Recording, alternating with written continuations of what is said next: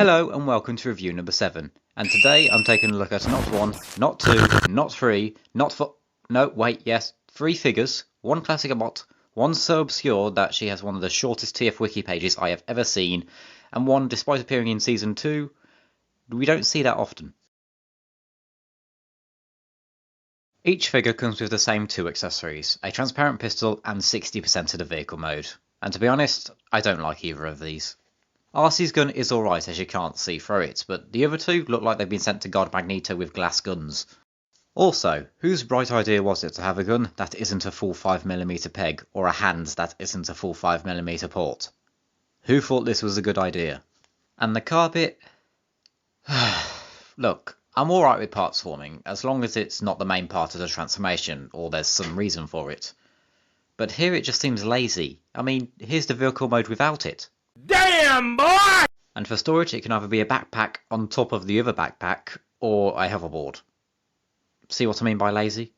Well, at least it's not another shield. Well, I guess we'll go frag ourselves then. No, wait, I didn't mean... never mind. Positives first, they definitely look the part. They all have excellent detailing. Arcee and Lifeline are identical apart from colour, but Elitea does have some moulding differences. On her head and the front of her chest. The back piece is the same as on Lifeline and Arcee, so it doesn't quite line up properly. The shoulders are new pieces as well, and they slightly limit articulation. And even though both the front and back pieces of the crotch are new, it still doesn't line up for some reason. Taking a look at the head sculpts, we can see that Arcee's head is sparsely painted with only the eyes being picked out.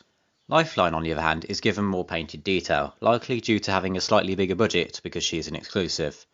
Her head is cast in white plastic, with paint on the face, blue eyes, pink lips and green highlights on her helmet. Elitea has a completely different head sculpt, cast in red and painted orange, though not entirely, but this isn't anything new, and I'm not sure as to why she was painted orange, as in the show she was red. But her face and lips are also painted.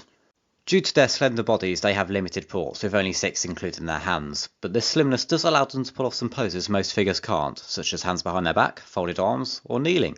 Size-wise, they're 13 cm to the top of the backpack.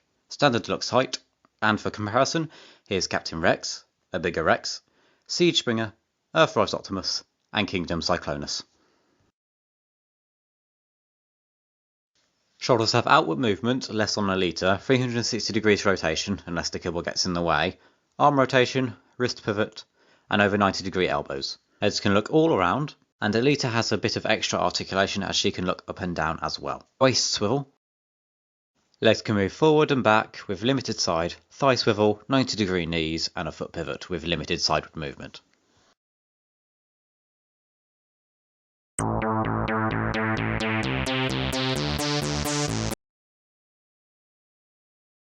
And here we are in vehicle mode, and it's alright. I'm slightly forgiving of the shell forming. I mean, look what I had to work with. Even the animators didn't know what to do. What? Now here we see more evidence of Lifeline having a bigger budget than Arcee, as she has the grey panels on her sides, which were in Arcee's promotional images but didn't end up on the final toy. And on the front we can see some details from the chest, but they have moved. The breastplate is now pointed instead of curved, and the Autobot insignia has moved further up, more so on Lifeline. Elitea has different moulding on the front of the vehicle mode, as we can see from the vents on top. However, the very front piece is retained from the other mould. It's clear in this mode that Arcee and Lifeline have more paint, as we can see that Elitea is looking rather bland. And oh, would you look at that? Actually decent weapon storage. One issue with this mode is that it just doesn't stay together, especially in Arcee. The tabs just don't want to lock into place. Wheels spin. Trust me, they do. Overall, these figures are not great. I can only recommend them if you're going to display them on your shelf in robot mode and never touch them again. They're not good as toys. 2 out of 5 energon cubes. They look good, but that's about it. Ha! Just like most women. Here we have Terraxodon, a battlemaster from the Siege toy line and a new character created specifically for the line.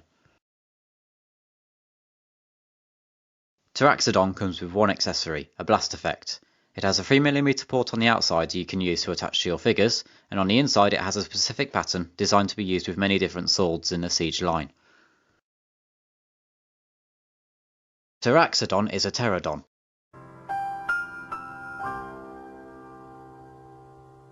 and is sparsely painted as usual with Battlemasters, but what he does have is very nice, with some metallic blue on the wings and red on the face, and all the green and black is moulded.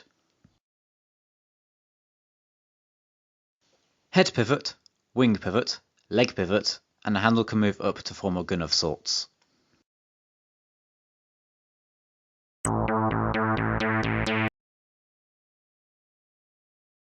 And here we are in weapon mode, and he's an axe, with a pathetically short handle, but that can be fixed with a gun that comes with any of the Soundwave moulds. Now that's a handle, and if you're not afraid of a little parts forming, he can become a trident as well. What do you mean I forgot to take a photo of him in axe mode? Overall, the little guy's alright, not my cup of tea, but the blast effect is useful, 3 out of 5 energon cubes. Thank you for watching this video to the end, consider subscribing, and I'll see you in another video.